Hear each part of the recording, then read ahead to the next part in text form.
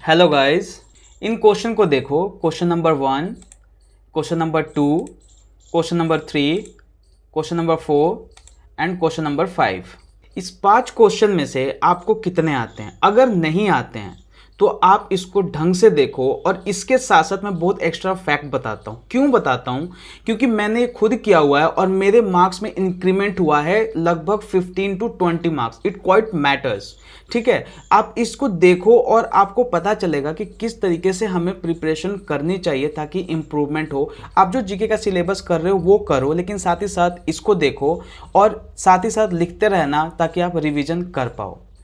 एक क्वेश्चन के साथ मैं 10 to 20 ऑन एवरेज आपको एक्स्ट्रा फैक्ट देता हूं जो कि उसी से लिंक करता है और वो काफ़ी हेल्प करता है। तो चलो लेक्चर को शुरू करते हैं। क्वेश्चन नंबर 1 देखो। According to the Puranas lord Vishnu took the shape of dash in order to rescue the earth which had sunk in water। पुराणों के अनुसार भगवान विष्णु ने पृथ्वी को बचाने के लिए डैश का रूप धारण किया था जो पानी में डूब गई थी। ठीक है, ये हमारे जो पुराण वगैरह उसमें बताया गया है कि धरती जो है वो पानी में सबमर्ज हो गई थी, डूब गई थी। तो उसको बचाने के लिए जो विष्णु जी थे वो किसका रूप लिए थे? एक बोर का, लायन का, टाइगर का, एलिफेंट का, वराह, शेर, बाघ, हाथी, किसका? तो इसका राइट आंसर हो जाएगा बोर का। ठीक है, किसका? वराह का। एक भालू जैसा दिखता था, बोर। ठीक है, ये आपको पता चल गया। अब आप देख रहे हो कि क्वेश्चन कहाँ से उठा रहा है? ये भक्ति से उठा रहा है। तो सबसे पहले आपको ये पता होना चाहिए कि भक्ति जो है वो, ये जो शब्द है वो कहाँ से लिया गया है? उपनिषद से। ठीक है, और भक्ति का सबसे पहले जिक्र जो है वो भगवद गीता में है। ठीक है, भगवद गीता में है। अब भगवद गीता को किसने लिखा था? तो वेद व्यास ने। ये आपको पता होना चाहिए।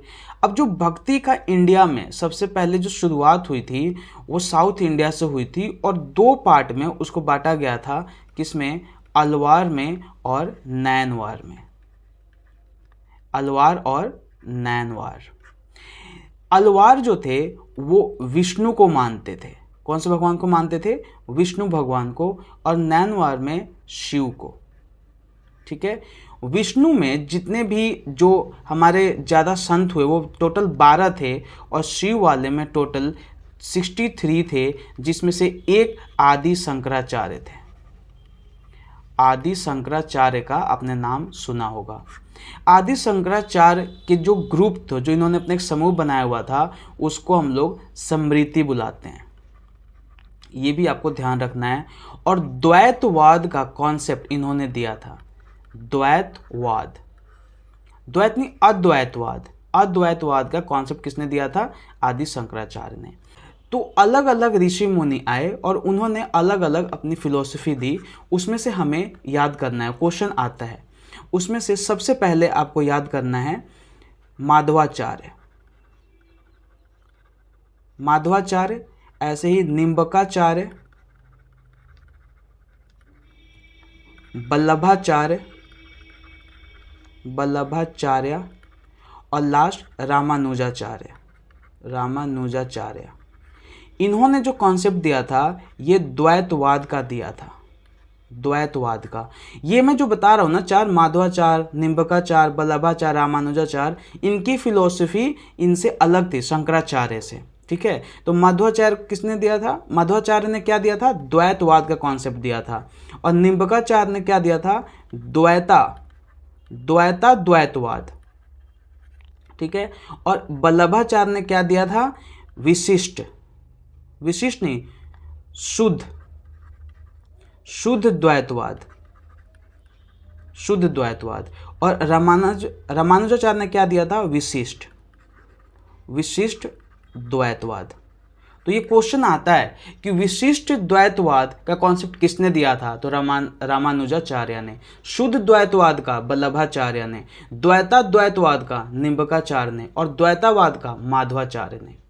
और माधवाचार्य ने ही ये जो फिलॉसफी है इनकी, इसके लिए इन्होंने ब्रह्म समाज का स्थापना भी किया था।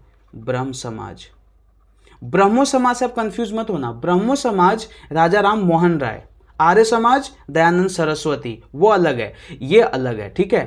और द्वैतवाद जो है इसका भी आपको ध्यान रखना है कि निम्बकाचार्य जो थे वो द्वैतवाद, इन्होंने क्या किया था, सनक समाज की स्थापना की थी। ऐसे शुद्ध के लिए आपको याद रखना है वल्लभाचार्य शुद्ध द्वैतवाद, और इन्होंने किस संप्रदाय की स्थापना की थी, वो थी पुष्टि संप्रदाय। इसको मैं इधर लिखता हूं, ठीक है, पुष्टि संप्रदाय। और लास्ट रामानुजाचार्य श्री संप्रदाय, ठीक है, इतना आप ध्यान रखना।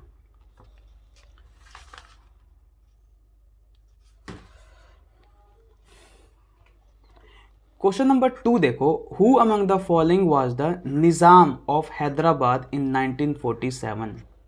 1947 में निजाम कौन था हैदराबाद का? तो राइट आंसर इसका हो जाएगा उस्मान अली। उस्मान अली लास्ट जो राजा थे, जो निजाम थे, राजा जो हैदराबाद के राजा थे उनको निजाम बोला जाता था। अब ये क्वेश्चन हैदराबाद से उठाया हुआ है, तो पहले आप ये देखो कि हैदराबाद की जो स्थापना है वो किसने की थी सबसे पहले। 1589 में मूसी नदी के किनारे एक शहर की स्थापना हुई, उसका नाम था हैदराबाद, ठीक है। और कौन था वो जिसने किया था? मोहम्मद कुली कुतुब शाह। और ये हैदराबाद का पहले जो नाम था वो क्या था? भाग्यनगर या भागनगर भी कोई समझता है, ठीक है। भागनगर हैदराबाद। क्वेश्चन आ सकता है कि भाग्यनगर किस सिटी का एंशिएंट नेम है, तो यह बता सकते हो हैदराबाद। और मोहम्मद कुली कुतुब शाह ने इसकी शुरुआत की थी, फाउंडेशन इन्होंने हैदराबाद का रखा था, ठीक है, इतना ध्यान रहेगा। अब 1707 में आ जाओ। 1707 में क्या हुआ था? औरंगजेब की मृत्यु हो गई थी। मृत्यु के बाद मुगल साम्राज्य वीक पड़ने लग गया था, और हैदराबाद में जो उनके सूबेदार थे उनको टाइटल मिल गया निज़ाम का। और क्वेश्चन ये आ सकता है कि सबसे पहले निज़ाम का टाइटल किसको मिला था? तो आपको ये याद रखना है कमर उद दीन सिद्दीकी। कमर उद दीन सिद्दीकी जो थे उनको सबसे पहले निज़ाम का टाइटल दिया गया, और इन्होंने ही असफ जाही डायनेस्टी की शुरुआत की। असफ जाही डायनेस्टी की शुरुआत की और हैदराबाद को ढंग से रूल करना शुरू किया। और यही 1948 तक, जब तक ऑपरेशन पोलो नहीं चला। ऑपरेशन पोलो का क्या मतलब है? ये जब हमारा ऑप्शन दिया गया था कि आप या तो हमसे इंडिया से जुड़ जाओ या इंडिपेंडेंट रहो, तो ये हमसे जुड़ना नहीं चाहते थे आज़ादी के बाद। तो सरदार वल्लभ भाई पटेल ने क्या किया था? ऑपरेशन पोलो लॉन्च किया था, जिसके अंतर्गत हैदराबाद हमने अपने में मिला लिया था। तो ये देखो कि ऑपरेशन पोलो तक असफ जही डायनेस्टी ही यहाँ पे रूल कर रही थी, और इनके पहले राजा जो थे वो कमर उद्दीन सिद्दीकी, और जो लास्ट थे वो क्वेश्चन पूछा हुआ है उस्मान अली। तो पहला पूछे तो कुमार उद्दीन सिद्दीकी भी आप बोल सकते हो, और असफ जही भी यहाँ पे कभी कभी नाम लिख दिया जाएगा, तो कंफ्यूज मत होना, जो असफ है वही कमर उद्दीन सिद्दीकी है, ठीक है। क्वेश्चन नंबर 3 देखो, which of the following locations has the highest altitude. Highest altitude का क्या मतलब है? समुद्र तल से ज़्यादा ऊंचाई पे कौन सा शहर है इसमें। तो आपको इंडिया का मैप का नॉलेज होना चाहिए। यहाँ पे देखो कोलकाता पूछ रखा है, मुरादाबाद, पटना और रानीखेत। तो जैसे आप रानीखेत देखोगे तो यार ये तो उत्तराखंड में है, और उत्तराखंड से क्या ऊपर होगा ये पटना, मुरादाबाद और कोलकाता? नहीं होगा। राइट आंसर हो जाएगा रानीखेत। एल्टीट्यूड से आपको ये ध्यान रखना है, डिफरेंट पीक क्वेश्चन में आते हैं, जैसे कि एवरेस्ट जो है वो किसका पीक है? तो हिमालय का हाईएस्ट पीक है, और वर्ल्ड का भी है। तो एवरेस्ट का हाइट भी आपको याद होना चाहिए, 8,848.86 मीटर एवरेस्ट हो गया। आपको ये भी एक ध्यान रखना है, गुरु शिखर। क्या आपको पता है गुरु शिखर किसका पीक है? गुरु शिखर है अरावली का, अरावली रेंज का हाईएस्ट पीक है गुरु शिखर।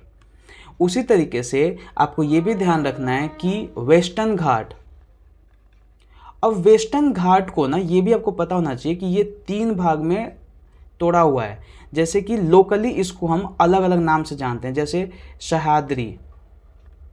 सह्याद्री कहाँ पे जानते हैं? महाराष्ट्र में। नीलगिरी, नीलगिरी कहाँ पे जानते हैं? कर्नाटका और तमिलनाडु में। और अनामलाई, अनामलाई कहाँ? तो केरल में। तो ये आपको पता होना चाहिए। तो सह्याद्री का जो पीक है वो है कलसूबाई, नीलगिरी का डोडा बेटा, ठीक है, और अनामलाई का क्या है? अनाई मोदी, अनाई मोदी। अब यहां से आपको इसका जो कितनी ये ऊंचाई पे है ये भी आपको पता होना चाहिए। तो जो अरावली है उसका है 1722 मीटर, और जो कलसूबाई है वो है 1646। डोडा बेटा का कितना है? 2637, और अनाई मोदी का 2695 मीटर। तो क्वेश्चन देखो भाई, क्वेश्चन किसी से भी पूछ सकता है, ये उसका हाईएस्ट पीक पूछ देगा, उसका कितनी ऊंचाई है, क्या एल्टीट्यूड है वो पूछ देगा। तो आपको हर के लिए तैयार रहना है। वेस्टर्न घाट को 3 पार्ट में किया हुआ है, सह्याद्री, नीलगिरी, अनाईमुदी। सह्याद्री कहाँ पे बोला जाता है, नीलगिरी उसको कहाँ बोला जाता है, अनाईमुदी कहाँ पे बोला जाता है। क्वेश्चन ये आ जाएगा कि केरल में वेस्टर्न घाट का लोकली क्या नाम है, तमिलनाडु में क्या नाम है। तो ये सब आपको पता होना चाहिए। अब एक क्वेश्चन, इंपॉर्टेंट क्वेश्चन, जैसे ये नीलगिरी है और ये आपका अनामलाई है, तो इसके बीच में एक पास है, ठीक है, उस पास का नाम आपको याद रखना है पाल घाट, जो कि केरला में है, ठीक है। क्वेश्चन आता है विच पास सेपरेट्स नीलगिरी एंड अनामलाई। कौन सा पास है जो नीलगिरी और अनामलाई को सेपरेट करता है, अलग करता है? वो है पाल घाट। क्वेश्चन नंबर 4 देखो, which of the following article of the constitution of India provide for the creation of GST council? 246A, 279A, 269A, 323A। तो राइट आंसर हो जाएगा आर्टिकल 279A। तो आर्टिकल 279A इसका राइट आंसर है। आपको amendment याद रखना है कि 101 जो अमेंडमेंट था वो जीएसटी के लिए था। इसमें कितने मेंबर होते हैं? तो टोटल 33 मेंबर होते हैं। जो जीएसटी काउंसिल है इसमें टोटल मेंबर 33 होते हैं। आप इसको ऐसे याद रखोगे 2 + 31 आपके स्टेट रिप्रेजेंटेटिव होते हैं जो राज्य से, और 2 सेंटर से होते हैं। क्वेश्चन ये भी आ सकता है कि जीएसटी काउंसिल का हेड कौन होता है? तो वो फाइनेंस मिनिस्टर होता है। तो अभी निर्मला सीतारामन हमारी जीएसटी काउंसिल की हेड है। ये हो गया। आपको ये भी पता करना है कि जो 1 जुलाई 2017 को ये एक्ट बिल्कुल लागू हो गया था, इनेक्ट हो गया था। और इसमें क्या आपको याद रखना है कि जो जीएसटी है ये एक इनडायरेक्ट टैक्स है। ये क्वेश्चन आता है कि जीएसटी कौन सा टैक्स है? तो ये इनडायरेक्ट है, डायरेक्ट नहीं है। जैसे इनकम टैक्स हो गया, ये हमारा डायरेक्ट टैक्स होता है। ये भी क्लियर है। जीएसटी सबसे पहले कौन सी कंट्री ने स्टार्ट किया था? तो फ्रांस ने। ये भी ध्यान रहेगा। और जीएसटी जो है ये किस स्टेट में सबसे पहले लागू हुआ था? तो वो था असम। सबसे पहले जीएसटी कहाँ पे? असम में। और जीएसटी का आपको मोटो याद रखना है, क्या है? 1 नेशन 1 मार्केट 1 टैक्स। ये जीएसटी का मोटो है। अब एक और क्वेश्चन जो कि बहुत इंपॉर्टेंट है, किस कमेटी ने रिकमेंड किया था जीएसटी? वो थी विजय केलकर कमेटी। विजय केलकर कमेटी। तो देखो क्वेश्चन बस यही था कि जीएसटी काउंसिल जो क्रिएट हुई वो किस आर्टिकल के तहत? 279 है। उसके साथ साथ हमें इतना कुछ दिमाग में रखना है, कौन से अमेंडमेंट से हुआ, कितने इसमें मेंबर होते हैं, कब ये स्टार्ट हुआ, कौन सा ये टैक्स है, सबसे पहले कौन सा स्टेट, कौन सी कंट्री ने सबसे पहले, इसका मोटो क्या है, और किस कमेटी ने इसको रिकमेंड किया। Question number 5, what is the objective of the doughnut model of development? विकास के डोनट मॉडल का उद्देश्य क्या है? यह एक ऐसी दुनिया की कल्पना करता है जिसमें लोग और ग्रह संतुलन में पनप सकें। यह पर्यावरण के साथ शांति से रहने के लिए प्रौद्योगिकी के पूर्ण परित्याग की कल्पना करता है। यह खाद्य प्रसंस्करण उद्योग को विकास के केंद्र के रूप में देखता है। यह पर्यावरणीय लागत पर तेजी से विकास की कल्पना करता है, फिर बाद में इसकी भरपाई करता है। It envisions a world in which people and planet can thrive. A balance it envisions total abandonment of technology to live at peace with environment. It envisions the food processing industry as the center of development. It envisions rapid development at environmental cost, then make up for it later. तो डोगनट model क्या है, इसका answer जानने से पहले हम लोग इसको समझते हैं। ये देखो, यहाँ पे आप ढंग से देखो कि इस तरीके से ये सर्कल बनाया हुआ है। एक ये है सोशल फाउंडेशन जो हमारी सोसाइटी यहाँ पे बनी हुई है।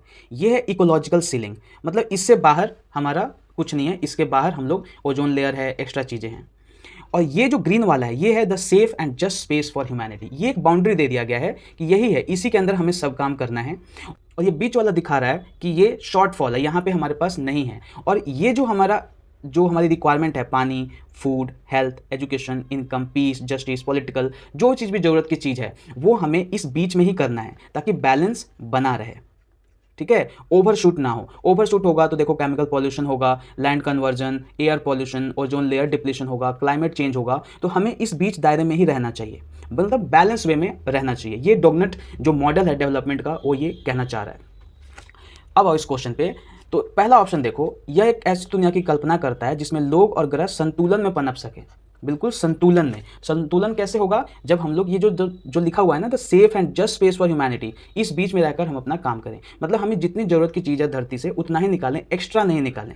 ठीक है, जेंडर इक्वालिटी होना चाहिए। अब जेंडर इक्वालिटी नहीं होगा तो भी गड़बड़ है। तो जेंडर इक्वालिटी के लिए बैलेंस वे में हमें काम करना पड़ेगा। एनर्जी है, एनर्जी जैसे मान लो हमें कोल से मिल रहा है तो इतना कोल निकाल लो कि वहाँ पे आपको इतना लैंडस्लाइडिंग वगैरह होने लग जाए, उसके पीछे का जितना भी फोर्स है वो वीक पड़ जाए। तो हमें बैलेंस वे में करना पड़ेगा। पानी है, वाटर टेबल देखो कितना डाउन चला जाता है, तो हम उतना ही यूज़ करें। तो मतलब ये बैलेंस वे की बात करता है, बैलेंसिंग की बात करता है डोगनट मॉडल। तो राइट आंसर इसका क्या हो जाएगा? यह एक ऐसी दुनिया की कल्पना करता है जिसमें लोग और ग्रह संतुलन में पनप सके। तो ये थी आज की हमारी क्लास। तो कैसी लगी क्लास आपको बताना है और आप इसको रिवाइज करो, बिकॉज इतना कुछ मैं जब लिखवा रहा हूँ तो देखने से कुछ फ़ायदा होने वाला है नहीं। आपको रिवीजन करना है, प्रैक्टिस करना है। कुछ एक्स्ट्रा चीज़ें हैं जो आप चाहते हैं वो आप मुझे कमेंट कर सकते हैं और डिस्क्रिप्शन में आपको व्हाट्सएप का ग्रुप दिया हुआ है, वहाँ पर जाकर आप जुड़ सकते हैं। Okay, bye, thank you.